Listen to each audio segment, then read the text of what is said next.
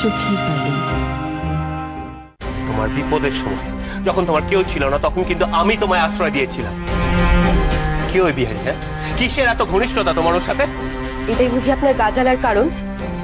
তাহলে বেশ, শুনে রাখুন, আপনারও যেমন ক্ষমা চাওয়ার অভ্যাস নেই, আমারও তেমন কৈফিয়ত দেওয়ার অভ্যাস নেই।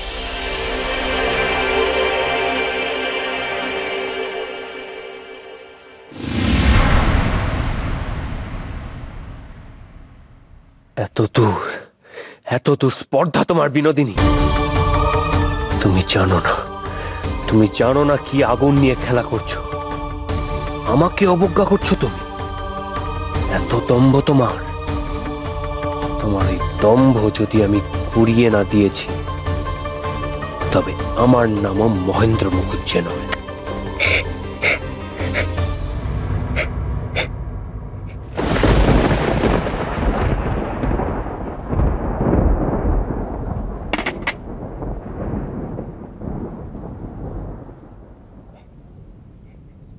আশা, ওঠো আশা।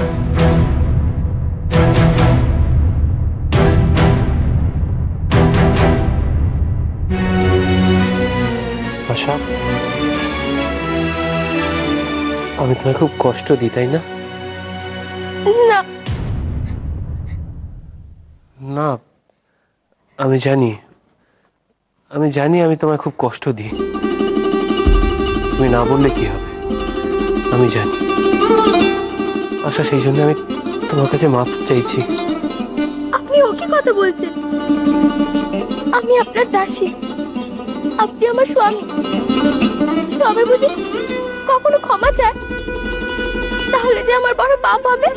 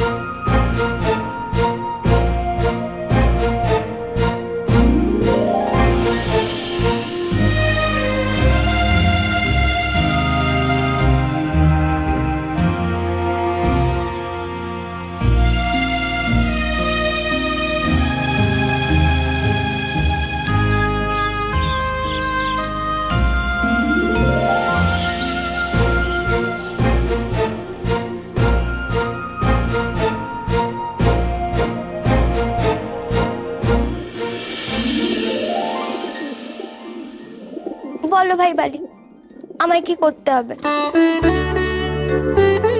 নে, চন্দনটা বেটে ফেল, আর আমি বাদবাকি কাজ করে রেখেছি।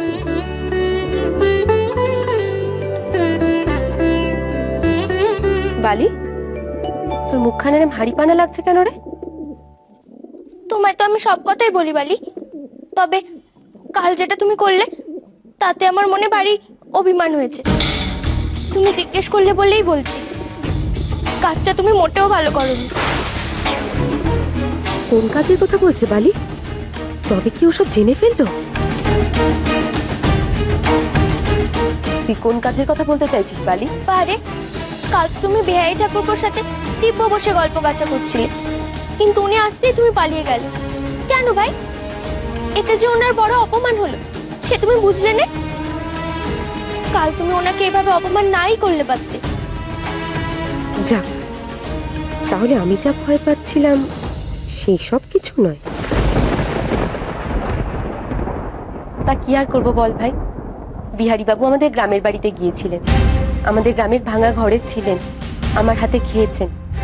বিহারী বাবুর সাথে আমার আড়াল অনেকদিন আগেই কেটে গেছে। আর তাছাড়া মা তো বলেছেন বিহারী বাবু মায়ের আরেক ছেলে। কিন্তু তোর স্বামী সে তো এবারের হর্তাকর্তা বিধাতা, গণ্যমান্য মানুষ। তিনি শুনেছি খুব রাগী।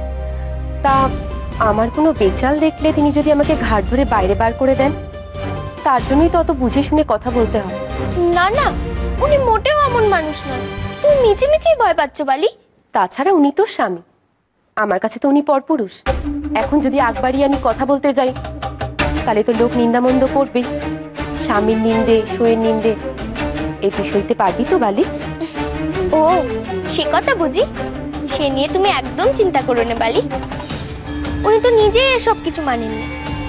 মেয়েরা পর্দার আড়ালে থাকে, সে ওনার মোটেও পছন্দ নয়। তাছাড়া ঘরের মধ্যে কে কার সাথে কথা কইছে তা বাইরের লোক কি করে জানবে? তোর স্বামীর সাথে কথা না বললে তোর এত অভিমান কিসে? আমি তোর স্বামীর সাথে কথা বলি আর না বলি, তো তোর কি এসে গেল? বারে, আমার বুঝি কোনো ইচ্ছে থাকতে নেই? আমার সই বালি যে এত গুণী, এত বিদ্যে বুদ্ধি, তা বুঝি আমার স্বামীকে দেখাতে ইচ্ছে করে নে? তুমি দেখো বালি, তোমার সাথে কথা কইলে ওনার কেমন তাক লেগে যায়। তা তুই আমাকে কি করতে বলছিস বালি? দোহাই বালি, তুমি আমার কথা কানে রাখো। তুমি ওনার সামনে বেরো, ওনার সঙ্গে একটু কথা বলো। তুমি আর অমত করো না বালি। বেশ, তুই যখন বলছিস তখন।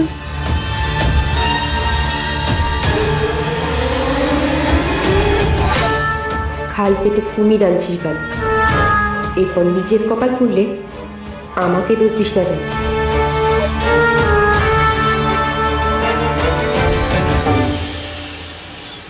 এসব পুজো টুজো তোমার কাজ মা। আর পুজো, এতদিন ভক্তি করে পুজো করে তার এই তো ফল পেলে। নিজের পেটের ছেলে শত্রুরের মতো ব্যবহার করে। দাদা মাধবী যদি আমার দুঃখ না বোঝে, তাহলে আমি কেমন করে তারে দেখি বল দেখি? তা তিনি যে তোমার খেয়াল রাখছেন না, এতে নাকে জানিয়েছো? তিনি সর্বজ্ঞ, সবকিছুই দেখতে পাচ্ছেন। তিনি কি দেখতে পাচ্ছেন না যে আমি ঠাকুরঘরে যাচ্ছি না? তিনি যদি সত্যি আমার দিকে মুখ তুলে চাইতেন, তাহলে তো সবকিছুই দেখতে পারতেন। আমারও জেদ আছে, যতক্ষণে না রাধা মাধব এর একটা বিদ করছে, ততক্ষণে আমি তার কাছে যাবও না, তার পুজোও দেব না। আজ আমি মেজ বউকে সঙ্গে নিয়ে গিয়ে গুরুদেবের কাছে যাব। কবে মইনের মতিগতি ফিরছে, কবে মইন বইয়ের আঁচল চাচ্ছে, এসব কিছু গুরুদেবী বলে দিতে পারবে। মা, তুমি তোমার ছেলেকে চেনো না? রাধা মাধবের মতো তারও মতিস্থির।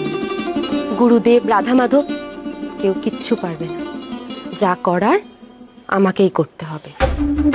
তোমার ছেলে তোমার পায়ে এসে পড়বে, তোমার কাছে ক্ষমা চাইবে মা, এই আমি তোমায় বলে দিয়ে গেলাম।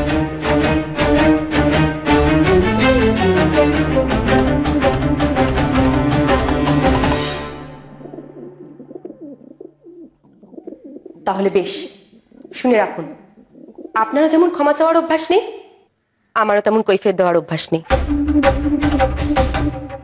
দয়া করে আমার আর সময় নষ্ট করবেন না। অনেক বেলা হয়ে গেল যে, উঠবেন না? আপনার যে কলেজে দেরি হয়ে যাচ্ছে।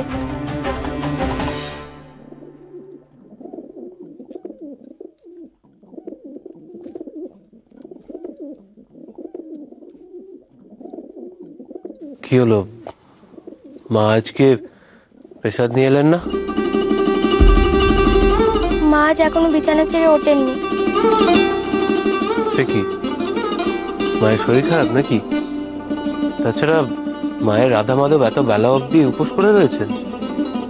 না, মায়ের আজ মন ভালো নেই, তার আজ রাধা মাধবের কাছে যাওয়ার ইচ্ছে করছে না।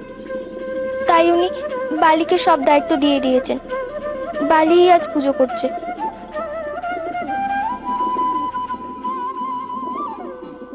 নিন প্রসাদটা নিন।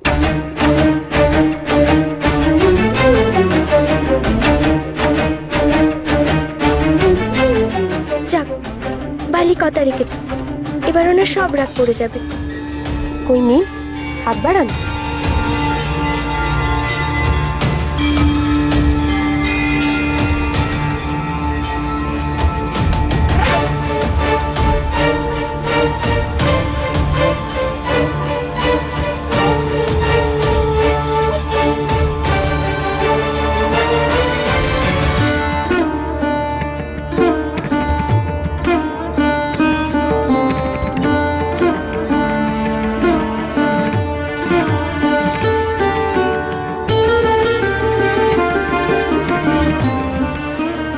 বৌদিদি, ধোপা দাদাবর কাপড় দিয়ে গেছে, তুমি একটু মিলিয়ে নাও দেখি।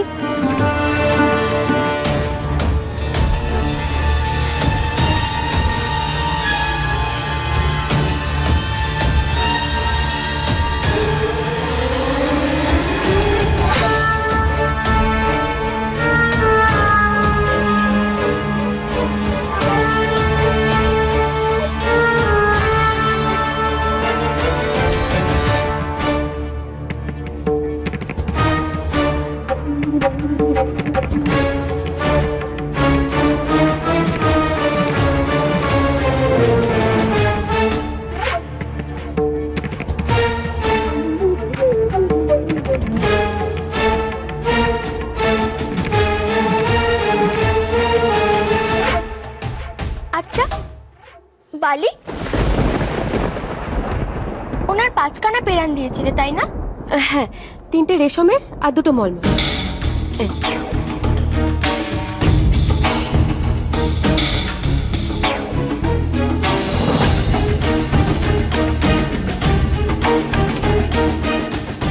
আপনাদের মা ছেলের মধ্যে কি হয়েছে তা আমি জানি না, কিন্তু এর সমাধান না হওয়া পর্যন্ত কিন্তু মা পুজোর ঘরে যাবে না। কাজী মায়ের রাগখানা ভাঙিয়ে আসো। দেখো না বালি, আমি তো কখন থেকে ওনাকে এই কথাই বোঝাচ্ছি, কিন্তু উনি কিছুতেই শুনছেন না। এবার শুনবে, বিনোদিনীকে অগ্রাহ্য করার ক্ষমতা আর যারই থাক মহেন্দ্র মুখুজ্জের নেই।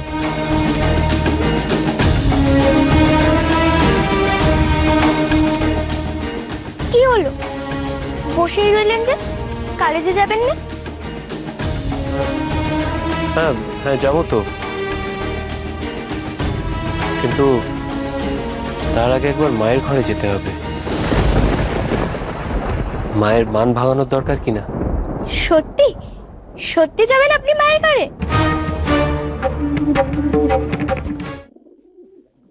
বালি, একটু দাঁড়াও না, আমার একখানা কথা ছিল। তুমি আজকে আমায় বাঁচালে বালি, আমার যে আজ কি আনন্দ হচ্ছে। আমার তো মনে হয় তুমি সত্যি সত্যি কোনো জাদু জানো। আমি আবার কি জাদু জানি রে বালি?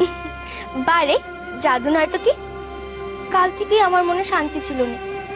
উনি যেভাবে মায়ের সাথে ব্যবহার করলেন, তারপর থেকে আমার বুকের কাঁপুনি থামছে না। মা ছেলের অমন ঝগড়া হলে আমার বড্ড ভয় লাগে। কতবার ওনাকে বললুম যে মায়ের কাছে গিয়ে ক্ষমা চাইতে, কিন্তু উনি কিছুতেই রাজি হলেন না। বড্ড জেদি উনি। অথচ দেখো, তুমি বলা মাত্রই উনি রাজি হয়ে গেলেন। কি করে করলে বলো তো ভাই বালি? সত্যি বলছি, ভাগ্যি করে তোমার মতো সই পেয়েছি, না হলে শাওরি মাকে আর ওনাকে সামলানো আমার কম্য নয়।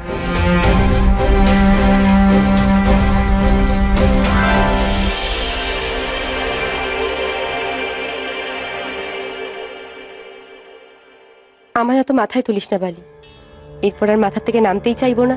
আমি চাইও না তোমার মাথা থেকে নামাতে। সারা জীবন আমি তোমায় আমার মাথায় করে রাখবো।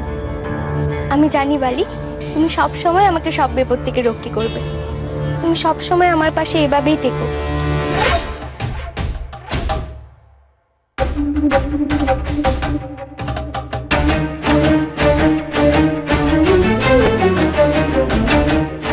মহেন্দ্রবাবু, তোমার বুক খাল কেটে কুমির আনছে, এরপর আমাকে দোষ দিও না যেন। বেশ বেশ, তাই হবে। তোকে এখন যেটা বলছি সেটা শোন। আজকে মা কাকিমা দুপুরবেলা হরিসভায় গুরুদেবের দর্শনে যাবে। তুই গিয়ে দক্ষিণা, ফল, প্রসাদ এগুলো সব গুছিয়ে দে দেখি। কাল রাতে আমার ঠিক মতো ঘুম হয়নি, মাথাটা খুব ধরেছে। তাছাড়া তুই যদি কাজটা করে দিস, মা কিন্তু তাহলে খুব খুশি হবে। ও মা, সে কি? তোমার বুঝি মাথা ধরেছে? খুব কষ্ট পাচ্ছ বালি? চলো না মায়ের ঘরে চলো, ওকে নিয়ে আমি তোমার মাথাটা একটু টিপে দিচ্ছি। ওসব কিছু করতে হবে না, আজ আমি সারা দুপুর মায়ের ঘরেই থাকবো। ওখানে নিরিবিলিতে একটু ঘুমোলে মাথা ধরাটা সেরে যাবে। তোকে যেটা বললাম তুই সেই কাজটা কর। দুপুরবেলা মায়ের ঘরে থাকবে, মা কাকিমা হরিসভায় যাবে। বিনোদিনী, আমি বুঝেছি এ কিসের ইঙ্গিত।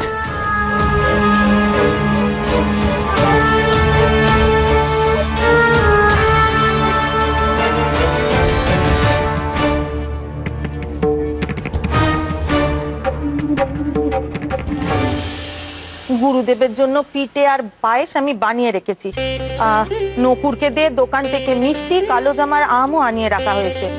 তাছাড়া ওই বড়দের ধুতি, চাদর এগুলো গুরুদেবের জন্য আনিয়ে নিয়েছি। তা তোমার যদি আরো কিছু আনানোর থাকে এই বেলা বলে দাও। প্রফুল্ল বাজারে যাচ্ছে, ওকে দিয়ে আনিয়ে নিত। তুমি তো সবই সেরে ফেলেছো, আমি কি আর আনা?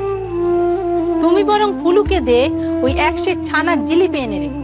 আচ্ছা। শুনেছি গুরুদেব নাকি ছানার জিলিপি খেতে খুব ভালোবাসে। মইন, তুই কোথায় চললি? কাকিমা, কলেজে যাচ্ছিলাম। বাহ, এ তো বেশ কথা হলো। ও মইন, তুই কলেজ যাবার পথে আমাকে আর দিদিকে একটু হরিসভায় নামিয়ে দে যাস তো। আজ দুজনে মিলে একটু গুরুদেবের দর্শন করে আসি। আজ আমি সারা দুপুর মায়ের ঘরেই থাকবো। ওখানে নিরিবিলিতে একটু ঘুমোলে মাথা ধরাটা সেরে যাবে।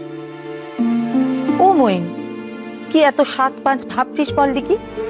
তোর কলেজ যাবার পথেই তো পড়বে, আমাদের দুজনকে একটু পৌঁছে দিবি তো? অমন আশা তুমি ভুলেও করো নেমে যাবো। ওর তো কর্তব্য শুধু বইয়ের প্রতি। বইয়ের সেবা করে ফুরসত পেলে তবে না আমাদের নিয়ে যাবে। আমি পৌঁছে দেবো মা, আমি নিশ্চয়ই তোমাদের পৌঁছে দেবো, কিন্তু আমার একটা শর্ত আছে। তার আগে তোমাকে কিন্তু আমায় ক্ষমা করতে হবে। দেখো মা, কালকে আমার মাথা গরম ছিল, তাই কি বলতে কি বলে ফেলেছি তার ঠিক নেই, কিন্তু সেজন্য আমি দুঃখিত। তুমি আমায় ক্ষমা না করলে যে আমি শান্তি পাবো না মা। তাছাড়া আমি জানি তুমি বেশিক্ষণ আমার উপর রাগ করে থাকতে পারবে না। এই জন্যই তো কাল হয়েছে, মুখে যা আসে তাই বলে দিস। তুই বুঝে গেছিস মা তোর উপরে বেশিক্ষণ রাগ করে থাকতে পারবে না। এবার যদি কিছু বলেছিস তাহলে যেদিকে দু চোখ চাই সেদিকেই চলে যাবে, এ আমি বলে রাখলুম। বেশ তো, বেশ তো, যাও না দেখি, যত দূর যাবে যাও, কিন্তু একটা কথা বলে দিই, তুমি যেখানেই যাও না কেন আমি কিন্তু সেখানে গিয়ে হাজির হব তোমায় বিরক্ত করার জন্য। দেখি। থাক বাচ্চা থাক। আমায় ক্ষমা করে দাও মা। তোকে ক্ষমা না করে থাকতে পারি আমি? ভালো থাকিস বাচ্চা।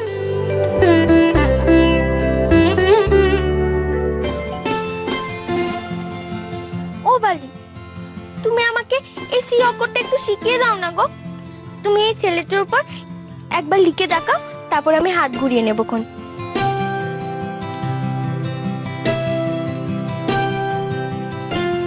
নে, এটার উপর আগে একবার হাত বোলাবি, তারপর নিজে নিজে এখানে একবার লিখতে চেষ্টা কর।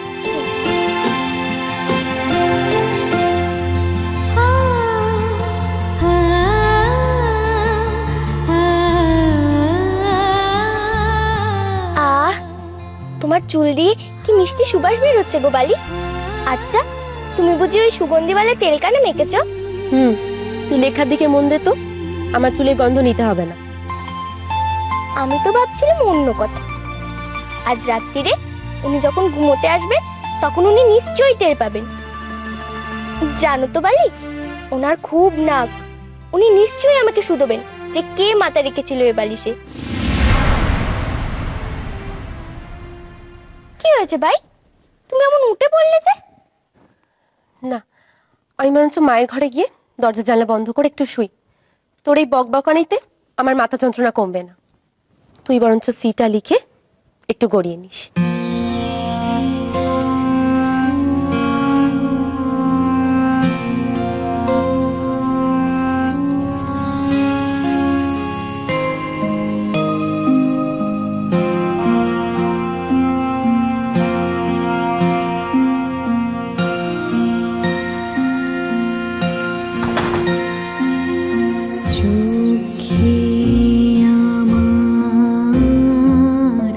তৃষ্ণা